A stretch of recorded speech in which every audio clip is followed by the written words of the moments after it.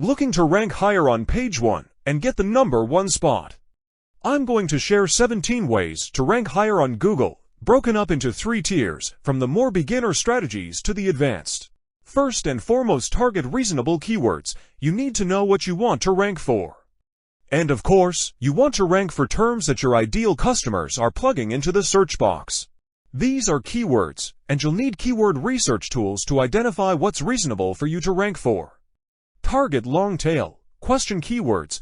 One of the biggest factors for SEO with Google is the prominence of backlinks.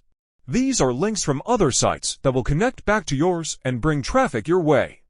It also shows search engines that you are an authoritative voice that other people rely on. This helps boost your Google ranking or rating. The key, however, is to make sure that backlinks are relevant and you aren't just spamming the links in comments or something. A quick and easy way to find potential backlink opportunities is to cultivate relationships with industry-related websites that allow you to write blog posts for them. You can find these opportunities by using the search modifier Write for Us or plus Write for Us preceded by whatever industry you're in.